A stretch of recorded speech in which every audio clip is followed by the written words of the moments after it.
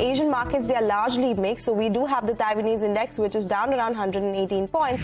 Friday to Friday, markets, both small cap and mid cap indices, were down for the first time after 12 straight weeks of gains. The opportunity has actually started to shift from being a good to have technology to a must have technology.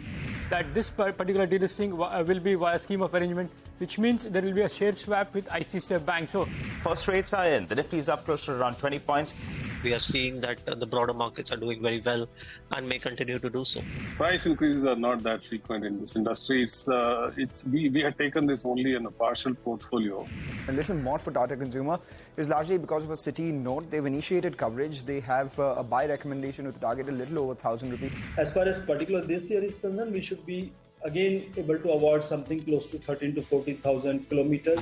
Markets are extremely range bound, very, very quiet. Monday downgraded the rating on the stock. They've downgraded the rating to a reduce, and they've cut the target price quite steeply. The target price will now come to 700 rupees. Morgan Stanley observes that companies are now trying very hard to strike a balance between growth and profitability, and we've seen that in some of the numbers. We've seen that in the commentary as well. The market's absolutely flat on the Nifty.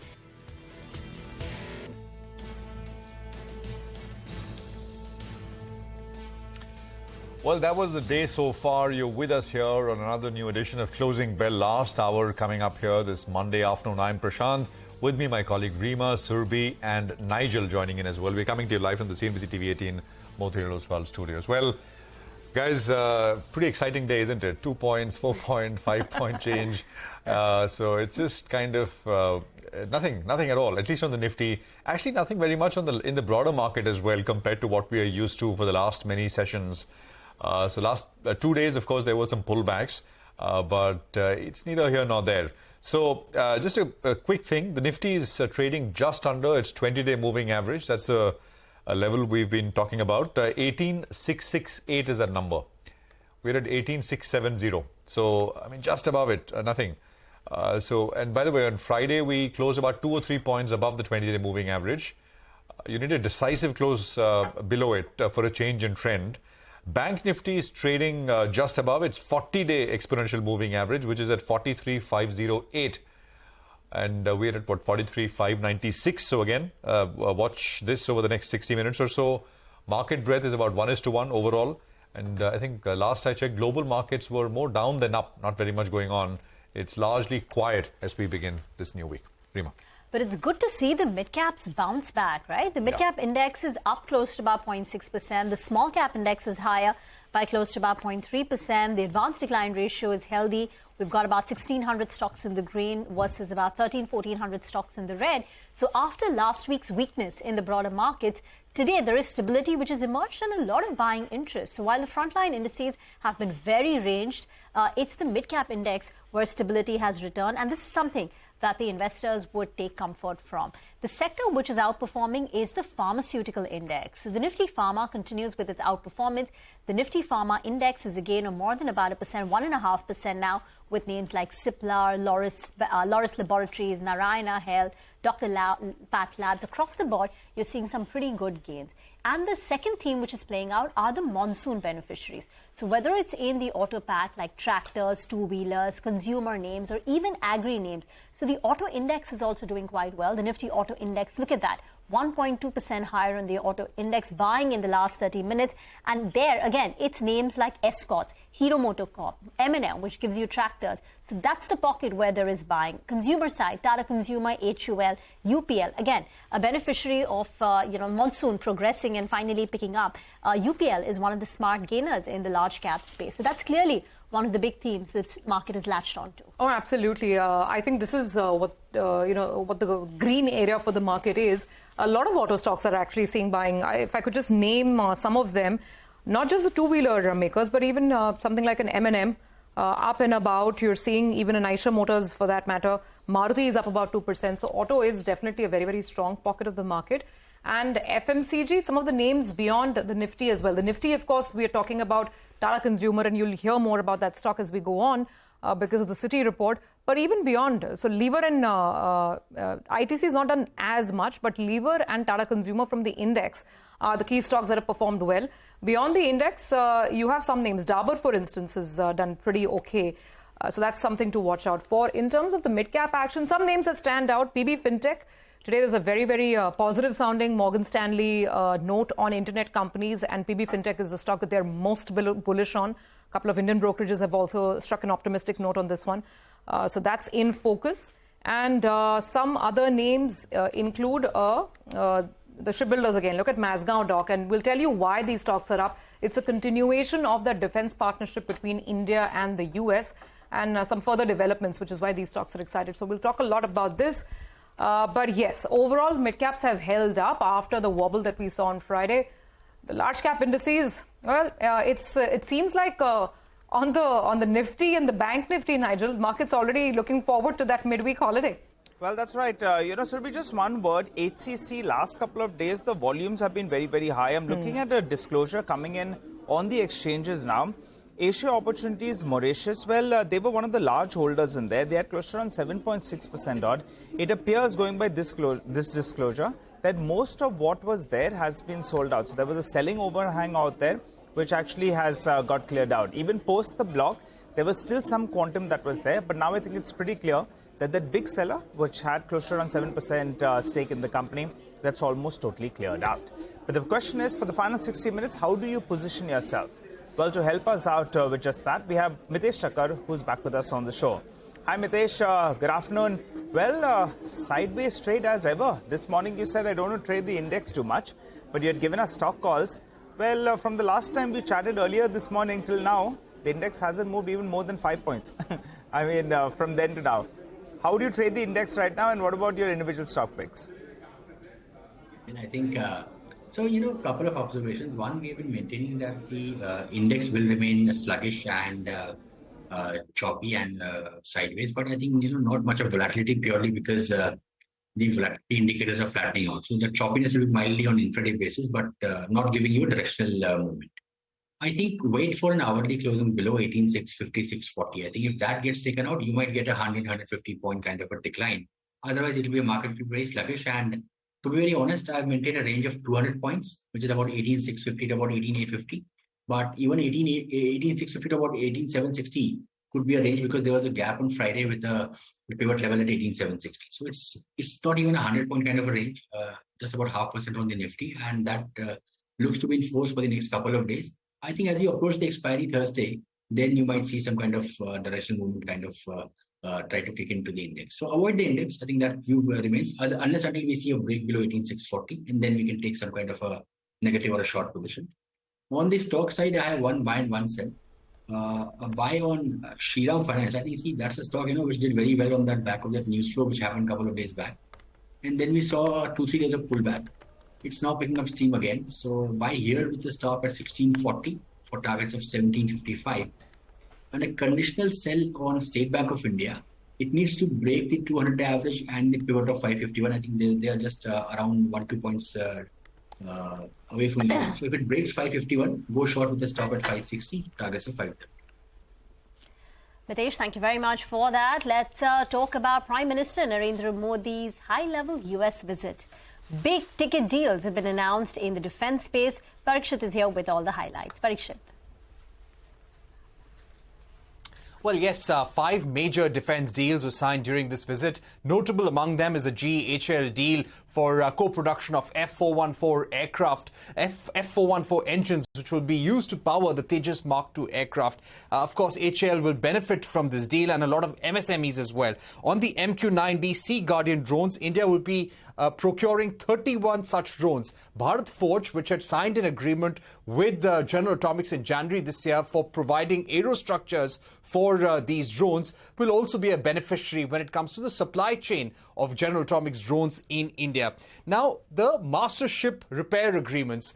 The US Navy has signed a formal agreement with L&T on master ship repair. We're told by our sources in the industry that L&T has been repairing US ships for the last 1 year, and the first US Navy ship came to L&T for repairs in August 2022, and there are at least a few more projects for Navy ship repairs, US Navy ships repairs with L&T L&T, and all of that is under the works right now. So this government-to-government dialogue on master ship repair has been on since 2021 and has now been formally signed during the Prime Minister's visit. The US Navy is also in the final stages of signing similar agreements with Mazgaon Dock and Goa Shipyard. The government is very keen that the US Navy should repair ships at shipyards of government PSUs as well. We believe that with L&T, Mazgaon Dock and Goa Shipyard, at least 2/3 of the vessels in the US Indo-Pacific fleet could be repaired at Indian shipyards. So let's see how these deals fructify in the days to come. But yes, these are the 4 to 5 major deals that were agreed upon during the Prime Minister's visit. Parikshit, just one thing. Is this and some were pointing out, is this a significant departure from, I mean, is this the first time that, an agreement like this will happen, that US Navy warships will be repaired at Indian shipyards, or has this happened before as well and this is a continuation of that? Well, there have been a number of agreements between India and US since 2014, which includes agreements on using each other's logistics, using each other's infrastructure. Now, this is in a way a furtherance of that, Prashant, but at the same time, in 2021, we had started talking about ship repairs here in Indian naval yards. L&T was the first private company which was having these discussions, but now it would be the first time when government PSUs like Mazgaon Dock and Goa Shipyard will be involved in these government-to-government deals. All right, got that. Thanks very much, Parikshit. Very interesting developments, and the market continues to salute Mazgaon Dock. This has been really a gravity-defying stock, and those triggers are helping it stay afloat quite nicely even today. Deepak Shenoy is joining in. He's, of course, founder Capital Mind. Deepak, good afternoon. Great to have you on the show as always. So I'm guessing you've already guessed this question. What do you do when you see a stock going up after already a 300-400% increase? It's, there is fear of heights, but there's also fear of missing out. Now, which fear is the greater fear? Actually, I think, Surbhi, we own the stock, so honestly... then you have no fear whatsoever. Then you're in a great spot. But what about others, Deepak? You haven't bought enough. Yeah. So.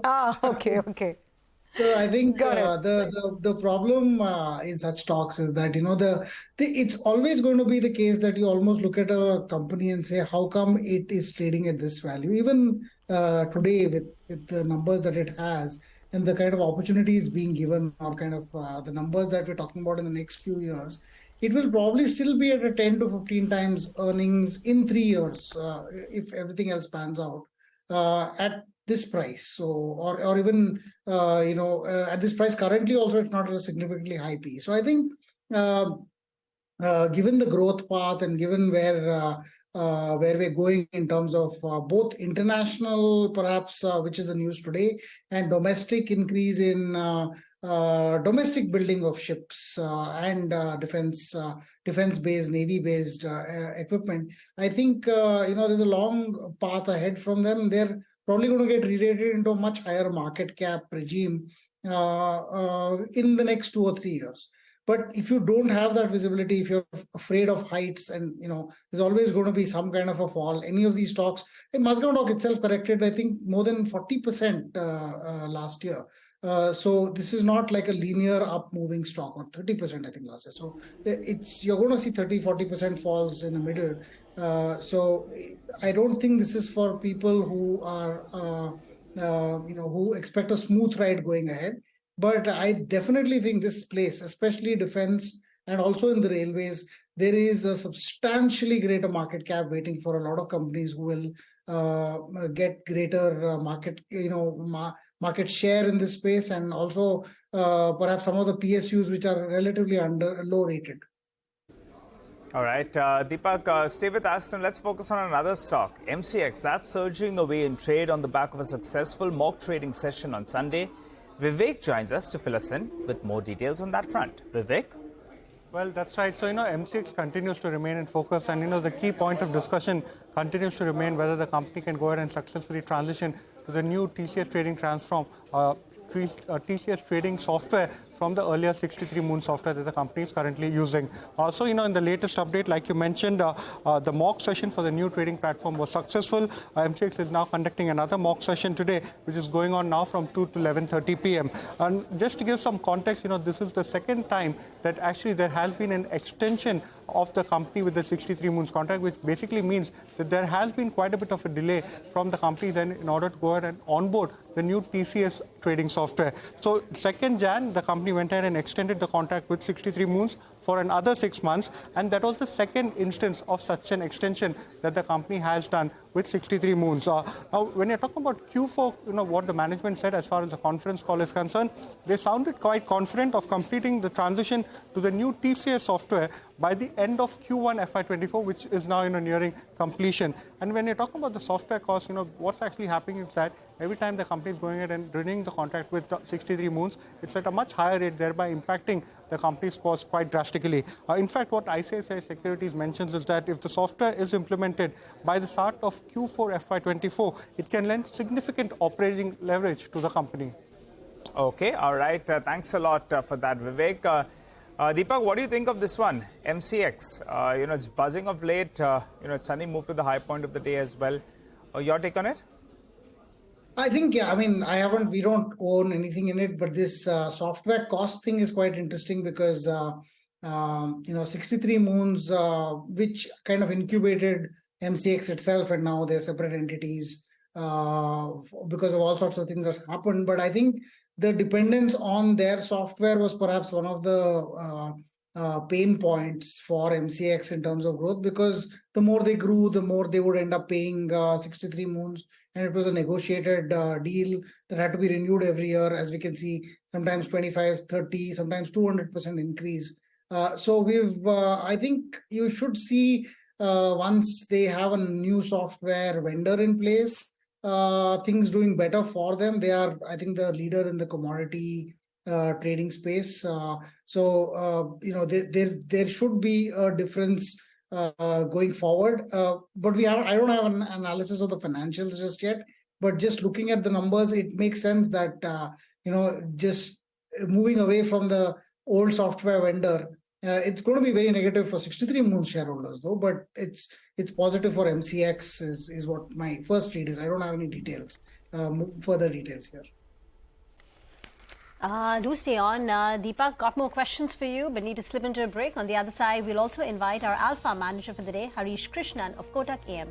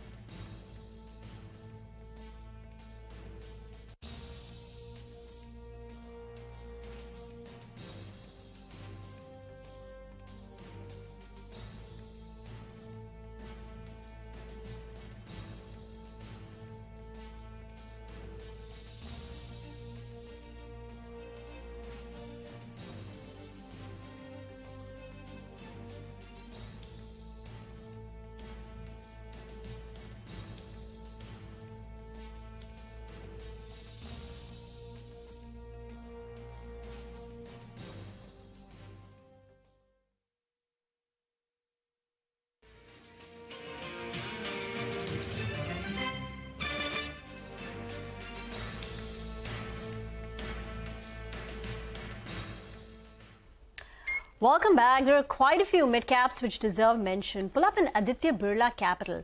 A big gain seen in that. Aditya Birla Fashion has also moved to the high point of the day. That's got a gain of close to about 1%. Jubilant Food Works. Ashok Leyland is up nearly 2.5%. So add that to the auto names rally that we are seeing today. In the IT pack, you've got Persistent and Coforge, which have surged to the day's high, and there is buying which has emerged. But on the flip side, you've got Emphasis, which has sunk to the day's low, and Emphasis is down close to about 1.5%, and Apollo Tyres is weak in trade. At the analyst meet, the company did indicate that the export outlook is a bit subdued, particularly from EU, where the volumes may be on the flatter side. So that could be weighing on Apollo Tyres, and that's at the day's low. Deepak, but one of the stocks of the day is clearly ICICI Securities. It's come off from the day's high. It was up nearly 15%. Now it's up 10%. What have you made of the move to delist the company? And is there some dissatisfaction that the shareholders perhaps may not get cash? They will rather get ICICI Bank shares, or it really doesn't matter because you're getting a blue chip like ICICI Bank in lieu of your ICICI Securities shares? Rima, I think the Regulation 37 specifically states, and I got to know of this very recently, was about whether if you have a listed company who has a listed subsidiary, and if they're looking to delist the subsidiary, the consideration can only be in shares. It cannot be in cash. So, and then approval of 2/3 of voting members of both companies needs to be obtained. So both ICICI Securities and ICICI Bank shareholders will have to vote. Then, on the remaining 20, because ICICI Bank owns 75%, the remaining 25% will have to go through the delisting framework. I don't know if there's going to be bidding and all that stuff, but it could be based on the whatever price is decided or discovered. I think they'll have to offer ICICI Bank shares at that price. Now, ICICI Bank is trading at 19 plus times past 12-month earnings. ICICI Securities, even with this rise, is trading at about 17 times earnings. So I think it's a good deal for ICICI Bank shareholders, whether we own shares of ICICI Bank. So happy for that. But what it will also mean is ICICI Securities, which has been losing, it has gone down from the top position in terms of being the largest broker in India to being, I think, just about somewhere around the top 5. I think it's number 4 or number 5 right now. So maybe they have different plans in place. They've had a change in leadership about three years ago, and things have improved for the brokerage. But to a certain extent, they don't enjoy the flexibilities of a lot of other brokerages because they have to give all the CASA effective spread is earned by ICICI Bank, not by the broker themselves, which is a substantial amount of income. So given that, I think maybe there are other plans afoot. I think though that this is positive for the bank, for ICICI Securities shareholders, it will pretty much mean now betting on ICICI Bank. The question is at what price do you get those shares? Okay, well, the expectation seems to be that it'll be a fairly good delisting price or exit that ICICI Securities will offer its shareholders. Stocks up about 10%. Well, let's move to another stock that's been on the radar today, and this on the back of some brokerage notes. Vivek is here to tell us more about SBI Card. Vivek, which are the brokers you're tracking? Well, that's right. So SBI Card is very, very interesting. What's actually happened is that there seems to be two differing points of view, even within the brokerage community, in terms of how exactly to analyze the business and whether the current trend is actually quite positive or quite negative. So, first, let's have a look at what BofA Securities has to say. The brokerage met the management recently, and this is what they're saying. Number one, the company underscored its focus on profitable growth. Company also believes that linking of credit cards to UPI is expected to act as a growth accelerator going forward. And along with that, they're seeing the ramp up in newer categories like utility bill payments and also normalization of travel spend, which they believe still hasn't come to the pre-COVID levels. All of this is going to go ahead and improve the outlook. Along with that, they're expecting retail spends to grow at almost 20 to 25% CAGR, going forward. So on the back of that, BofA Securities is quite positive. They're saying NIMs are expected to bottom out in the first quarter with stability in the second quarter and likely expansion of NIMs in the second half of the year. They also believe they remain positive on the company's ability to deliver industry-leading growth both on cards as well as spends growth. And like we've been highlighting throughout the day, Nomura in fact has downgraded the stock, a steep cut in the target price. What they're saying is at this point of time the profitability remains under pressure. They believe the entire credit card industry outlook is deteriorating and SBI Cards continues to lose market share. And they also believe that at this point of time there isn't any valuation comfort which has actually gone ahead and driven their downgrade. Okay, well, differing views there coming in, but interesting as always. Takes all kinds of views to make the market, isn't it? Vivek, thank you very much. Deepak, thank you very much to you too for staying on and answering all those questions. Appreciate it as always here on CNBC-TV18. Well, Harish Krishnan is now joining us. He's Executive Vice President and Senior Equities Fund Manager at Kotak Asset Management Company. Harish, good to have you with us here. Thank you for your time. Just a quick word on it's just something we started talking about in the show, which is defense and specifically shipbuilders. Our colleague Parikshit was talking about how, as part of that the India-US joint statement after the Prime Minister's visit, shipbuilders perhaps get a boost because a large proportion of US Navy's fleet, what's in work is that they will get serviced, repaired, etc. At these shipbuilders. Now, that's a first, according to some experts that we've spoken with, and opens up a large opportunity set. You are someone who looks at numbers bottom up. Have you looked at, stocks like Mazgaon, etc., companies like Mazgaon, and, what's the potential here? How much is being already priced in after the run-up? So, without getting into stock specific, as always, Prashant, I think defense is an interesting space, primarily for the fact that there is a greater scope for indigenization, which is basically that there is a lot of imports that happens in defense, and if that can be value added in India, and that's really the broader narrative that we have as far as defense is concerned. Now, whether it being in the form of, say, shipyards, or it could be in the form of, say, even, for example, MRO facilities in the aviation sector, or it could be in the form of, say, explosives and ammunition, which otherwise were imported and now being value added. I think there is a whole range of opportunities that have opened up. Having said that, of course, this is driven entirely by the government. And generally, we've seen that, government based companies typically tend to have a lumpy kind of a revenue and ordering profile. When times are good, I don't think one should extrapolate it beyond the recent time frame to believe that this will be the new trend. The case in point I would like to make is that defense as a percentage of GDP, and whether we look at India or across the world, has actually started coming off. So while it is a topical point of today, especially with what's happening in Europe and Russia, I think one shouldn't get carried away. There are various parts of the economy as well, which are, wherein spends are growing faster. And I would think that given that those would be more driven by consumers, possibly they would be a better or a far more predictable kind of in terms of valuations.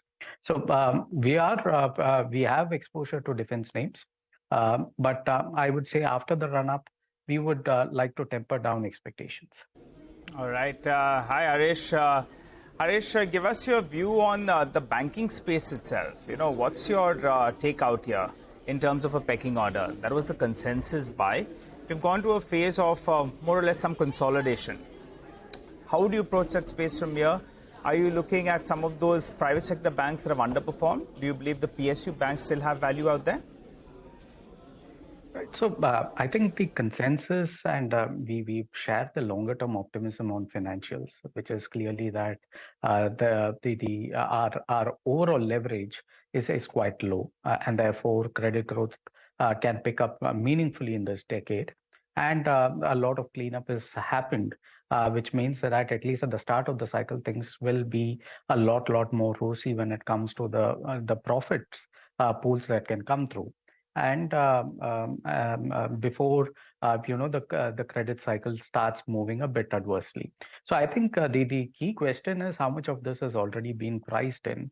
I don't think we differ with the prognosis that it's all very good for the banking system. I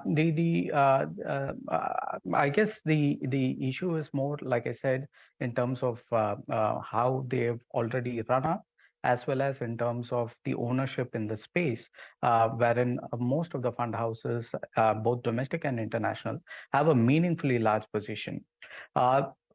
Just another important point I would want to bring out is, if you look at profit as a percentage of GDP for the banking system, just for the banks, it's now running close to about 1% of GDP.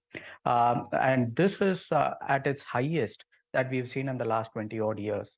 They are at the end of the day cyclical names. Of course, I'm not saying that one can't go to 1.2 or 1.3, but one needs to be mindful that one is buying it close to the top of the cycle.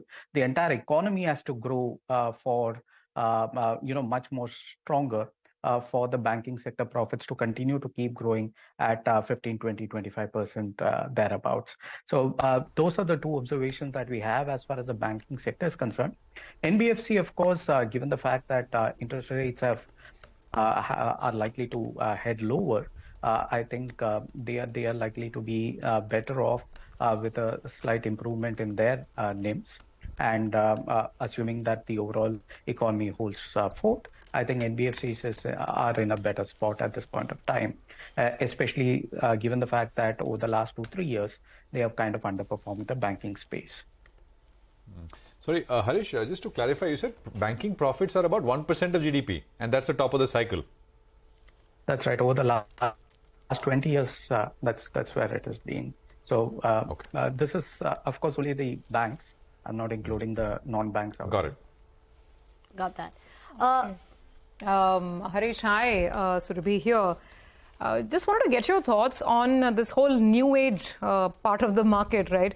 Morgan Stanley came out with a note and they sounded a fairly optimistic sort of note on just the profitability trends and the fact that almost all companies cutting across sectoral lines, now they're focusing a lot on this balance between growth and profitability. What is your stance? Have you been accumulating anything? Because, stocks fell off a cliff, but since then, several like Paytm, for instance, they've had a pretty decent run. So I think we continue to be selective over here. Our stance is that these are great optionality instruments in the sense that obviously some of them can create tremendous value. And therefore, it makes sense to buy them as a basket rather than buying them and assuming only one or two and have a concentrated position. So we've got a basket of these new age companies in few of our portfolios, especially which have a technology bent mandates, in their offerings. I think, given the funding winter that we are seeing, there are broadly two costs that any new age company, has. One is in terms of employees, and second is in terms of cost of acquiring a customer. And both of them are trended down quite meaningfully given the funding winter that's happening. And therefore, companies which will see through on the other side, I would think have a very large opportunity to create value for the shareholders. And so the only negative, if one may, is that there is a significant amount of supply by various private equity and various other investors on the venture capital side, which obviously keeps adding to the supply. But by and large, I think that it's at least about 3 or 5 of these new age companies can potentially create significant value over the course of the next 3-5 years. Harish, talking about the supply that we've seen from large private equity players or even, VCs, there have been a slew of block deals. The latest one was in Landmark, but prior to that it was in Sansera, Kim's, Shriram Finance, HDFC, AMC. A lot of the domestic mutual funds were buyers in, these block deals which took place. Were you interested? Did you buy any of, did you lap up a large chunk in any of the stocks? And if yes, without naming them, if you could give us an indication where you found the valuations attractive enough to buy. So we've been selective. So we've participated in some of these deals. I think from a supply point of view, clearly, there are two kinds of supply, right? You've got the primary issuances of stroke IPOs, and then you've got the secondary sales by existing shareholders, especially on the private equity venture cap space that come off to offload some of these. I guess as far as the primary market is concerned, we haven't seen too many new issuances, and that's possibly a good sign because the cycle is just starting to warm up over the course of, possibly the next 6-9 months. We would see a lot more issuances coming there too. As far as the secondary supply is concerned, I think our primary interests are in spaces which are different from our existing portfolios. So if we already have a lot of financials, are we adding on to financials names? Possibly not. But if there is something which complements our existing portfolio and where we were finding it difficult to build reasonably large quantities given the liquidity, I think those are the areas that we've kind of added over these last 2 months, where there has been, as you rightly pointed out, significant amount of supply by existing investors. Okay, Harish, thanks so much for stopping by and filling us in with your take on the markets as well as the individual sectors.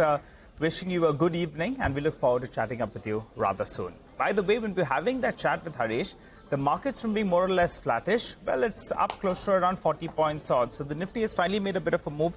A few stocks that have moved in the last few minutes. You have Tata Motors. The auto pack actually has moved up. So that's done pretty well. And the metals pack as well. Both of them have moved to the high point of the day. And the Nifty Bank from being down by 50 points, well, that's moved into the green. Slip into a short break. And as always, Nimesh will be waiting for us on the other side. He'll give us an insight into dealing room chatter. We'll also have Mitesh joining back to tell us what to buy or sell tomorrow for a reverse trade later on. Don't go anywhere.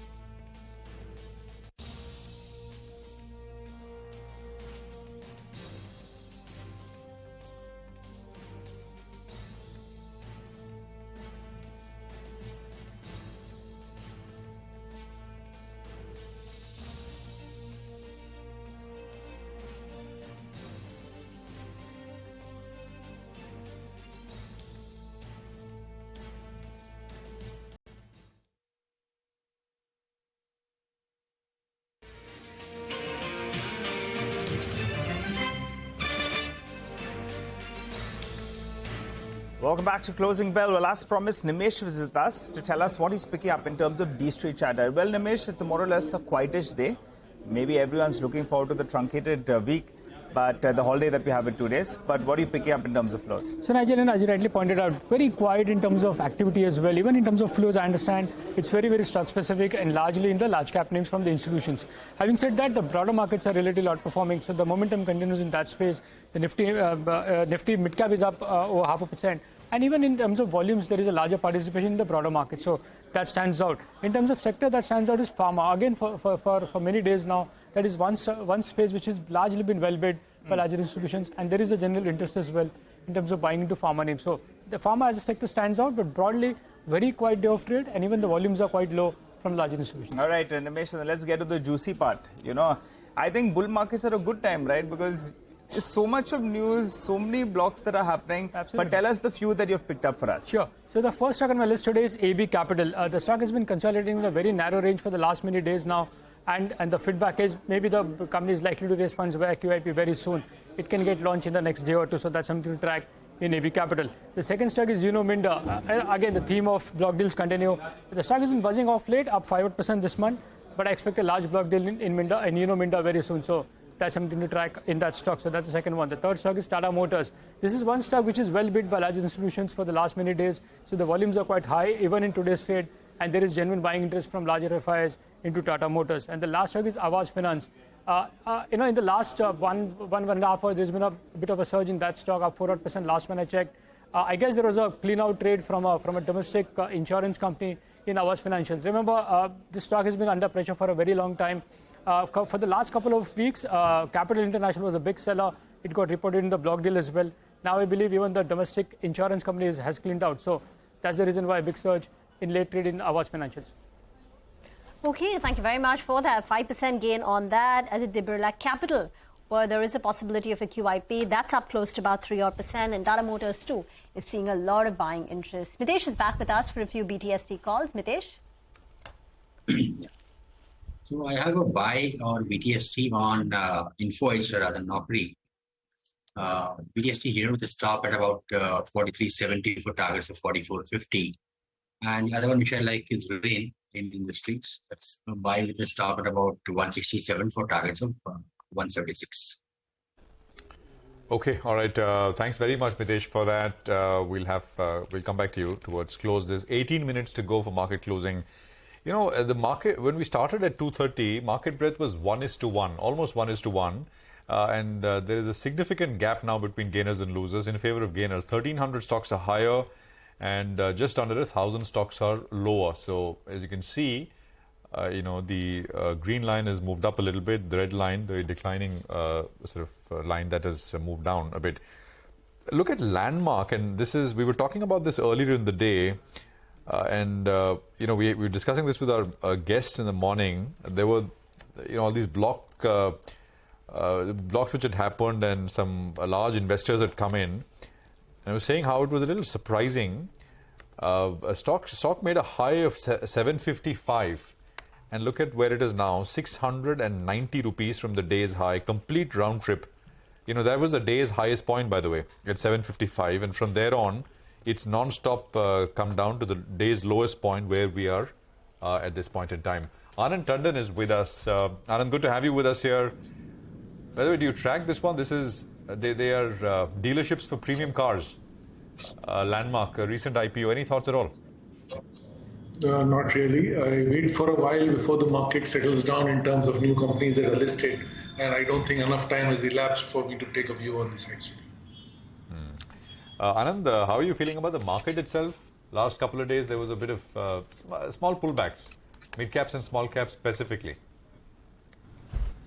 Well, that's right. I mean, it's not that the market is very cheap anymore, but at the same time, I don't think there is any near-term issue that one can spot. There was this concern about the monsoon, etc. Monsoon now seems to have arrived for most parts of the country.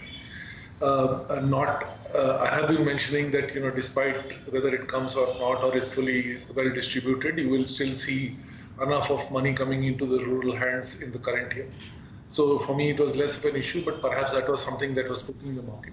overall, I think the market trend continues to remain, at least in the near term, on the upside. And as I said, you have to get a little more careful as the market rises, obviously, because most of the themes that are currently playing out are fairly expensive now. So you have to start looking at a longer term and perhaps some contra themes. But otherwise, you need to stay on and ride the curve. Anand, afternoon. So where is it that you are seeing value? I remember our last conversation, and I think you had spoken about cotton prices and how innerwear companies is something that was looking attractive to you. You were also looking at smaller hospital companies. Can you talk about some more spaces where there is value right now and there is growth visibility? So not so much value, but perhaps valuation, which is not that, where the growth is more definite is essentially what you are looking for right now. So, valuations which are not at peak levels and perhaps some upside there in terms of valuation and therefore also the growth. And as you mentioned, hospitals, pharmaceuticals are two areas. I have been mentioning that, the margins for generics in the US have now bottomed out, and from here on you should start seeing some growth coming through there. Most of the companies have actually started focusing, especially the ones that are in the generic space, have started to focus on more complex molecules, and that is beginning to come through, whether it is Reddy's or Aurobindo. So some of those themes are also beginning to play out now, and that's been a sector that has underperformed. To my mind, energy remains something which is fairly attractive, though most of the brokerages have a sell on. In my view, you will see an uptick. So you cannot have a situation where you argue that you will have, a growth in the economy overall and not have increase in energy prices and energy consumption, because we have both in terms of power and in refining. Especially power, for example, I would expect to see price rises there as well. So some of the energy companies, especially the distribution ones in terms of, generation ones in terms of power generation, I think look reasonably attractive to me. So there are spots to pick, but overall it's a little difficult to find themes that are underpriced at this stage. Okay, so that's a word on some of the power-related stocks. The market's absolutely flat up, nothing moving whatsoever, 22 points up. And that's all that we have got today. Varun Beverages, by the way, has started climbing 4% up on the stock. That's Nifty for you. Such a tight trading range today, just around that 18,700 mark, and no headway whatsoever. Anand, FMCG has been a bit of a green spot today in the market. Maybe just sentiment rub-off with the monsoon setting in. Would you look at any of the staples stock? And if yes, which one would be your top pick? Well, I wouldn't like to make recommendations per se, but more than the staples, to my mind, it is those which are chemical based which are more interesting, because the commodity prices have come down. So, some of the companies like Tata Consumer or Godrej Consumer perhaps may have more upside than perhaps the staples. Staples, for the time being at least, I think you will find that, the prices of commodities are not going to fall so much, because the government is likely to come up and find support prices which are a little higher. And also these companies continue to remain trading at very high valuations relative to the kind of growth that they can deliver. So on the consumer side, my preference would be on those which are in personal care and things like that. Anand, do stay on. Need to slip into a very short break. When we come back, we'll also be closer to markets coming to an end. For now, it's pretty flat on the Nifty and the sensex. The sensex has just dipped into the red, while the mid-cap index continues to go strong, now up 1%.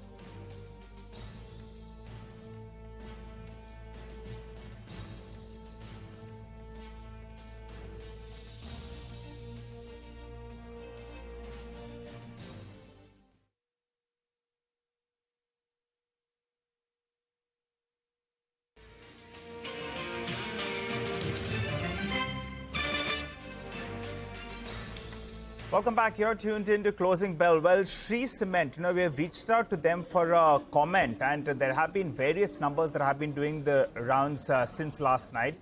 Well, they are saying that the income tax survey is still ongoing. They would like to dismiss any tax evasion related details so far because of the big numbers that have been put out. They're saying that the survey is yet to be concluded to verify any kind of impact. And as they've been saying, they're cooperating with the department as well as providing all required information. So for the time being, that big number that was doing the rounds, they seem to have dismissed that, but we'll have to wait for further clarification from the IT department itself. But Anand, what do you make of Shree Cement? The top run company, highest pedigree, suddenly you have this tax evasion details that are coming out. The problem for them is, valuation-wise, they're not cheap. What do you do with the stock from here on? So I would ignore the tax evasion thing. At this stage, it is too early to make a call on whether or not any tax has been evaded, and I would expect not, but we'll have to wait and watch on that. But so that's not really a decision maker as far as the company is concerned. You have to really look at what you are buying in terms of the valuation. And as you mentioned, that makes the stock reasonably unattractive in terms of the upside that you can expect even without any of the other distractions that you have. So from that perspective, I would hesitate to say that you may want to hold on to this. I'm sure there are better, smaller stocks which are available. One of the themes that was in cement earlier was that smaller companies will get aggregated. That to some extent after Adani has pulled back from its expansion spree has gone off the table. So from here on, you're actually looking to see those companies which will be able to deliver organic growth in terms of their own performance. And right now, cement, I think, is going to struggle to do that.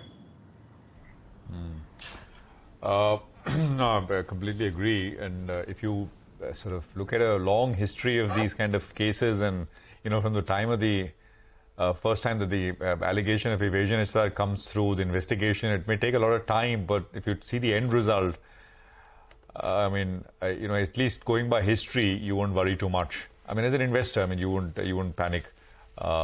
Stocks, by the way, already come off quite a bit. We are from being down 10%. Shree Cement has recovered 5% and is doing quite okay, at least from the morning lows. 27 points on the Nifty is what we have. There's 5 minutes to go for close. Anand, any specific names you want to highlight? Anything you're buying or you've bought recently? Well, right now, I think it is more interesting to look at global markets. I think, a country like Japan, for example, to me looks quite attractive compared to where we are. That trade is something like 11, 12 times earnings. We are closer to 20. So if you are really looking for finding value, I would argue that, with the kind of inflation that we are beginning to see in those countries, you may find better value there. All right, Anand, I'm not sure whether you track this one, but Varroc Engineering, I spoke to them at their plant as being one of the big underperformers. However, the management is now saying that the best is yet to come. They're guiding for double-digit growth, more than double-digit growth, and margins moving towards double digits as well. Any view on the stock at less than 10 times EV on EBITDA? Well, that's right, but see, they had earlier not highlighted any negative when the performance suffered. So that's a bit of a challenge that one has to look at. But by and large, when you are buying a stock which is not trading very expensive, you have some upside potential simply because businesses do tend to be in cycles, and as the cycle turns to be on the positive side, there is a possibility of surprise. So at this stage, I would think that that is certainly one of the companies that one could be considering. Okay. Could be one of the companies that one should consider. All right. Well, Anand, thanks so much for stopping by and helping us out with analysis on various stocks. Wishing you a good evening as well. Well, time to wind down then. Just a few minutes to go before we wind down the market. So let's focus first on some of those large cap names. The Nifty managed to end in the green. We go home with gains of closer around 30 points. Cipla was the biggest gain, up closer around 3.5%. As Nimesh told us in D-Street Chatter, some of these pharma names continue to be bid very, very well. You have Adani Enterprises as well that started off in the red but did a U-turn. That as well was up closer around 3%. And Hero MotoCorp was up closer around 2%. On the flip side, though, you had a couple of stocks that are losing out. Reliance Industries was a little bit lower. TCS as well as L&T. If not for them, actually, the Nifty could have been much higher. But we go home with closer around 35 points. But back to you all in the studio. Plenty of action from the broader markets. Mid-cap index goes on with a gain of 1%. Yes, not bad at all, actually. By the end of it, it was quite revved up, one would have to say. So I'm looking at some of the high flyers. You've got HCC, which is back on the volume and price action charts with a 7% up move. SJVN from the PSU space has had a good run today, 6% up. Gland Pharma is seeing continuous accumulation, up 5% today, 10.5% for this month. HBL Power Systems has been a blowout stock in the month of June with a lot of focus on railway safety, security and signaling. The stock is up about 4.5%. Good day for Varun Beverages, 4% up there as well. Equitas, SFB. It's a long list actually of winners, so it's a very good-looking mid-cap screen suddenly. ICICI Securities was, of course, the newsmaker of the day with an 11% gain as the market is expecting a healthy delisting price. And, of course, there's no stopping the defense stocks, whether it's Mazgaon Dock, 7%, or something like Zen Technologies, with all eyes, of course, on the new IPO from this space, Idea Forge, which is going to be opening up, which is open for subscription, and we'll be having a listing very soon. And it's already fully subscribed on day one. I think at 2 p.m. it was done about 1.7 times. And tomorrow you've got Cyient DLM. This is an electronic manufacturing services company, EMS space, which is very hot. And that opens up for subscription tomorrow. And that one too caters largely to the defense space. There are three notable losers in today's trade. One of them is Shree Cement. Ends with a cut of about 5%, though it did recover nearly 5% from the day's low. Landmark, quite a slide in the stock in the last 1 hour of trade. The stock ends with a cut of about 3%, but in the morning, the stock was higher by nearly 5%. Apollo Tyres weak as the management indicated that the export outlook is subdued, and SBI Cards, add that to that list of losers, that was down 1.5% on the back of a Nomura downgrade. A couple of other gainers in the pharma pack. You've got Alembic Pharma, which stands out. Very large volumes. The stock gains close to about 5%. Metropolis is higher. Loris Laboratories, Aurobindo Pharma. You've got AB Capital and Aditya Birla Fashion doing well in trade. In the IT pack, Coforge, Intellect Design Arena higher, but Emphasis struggles a bit.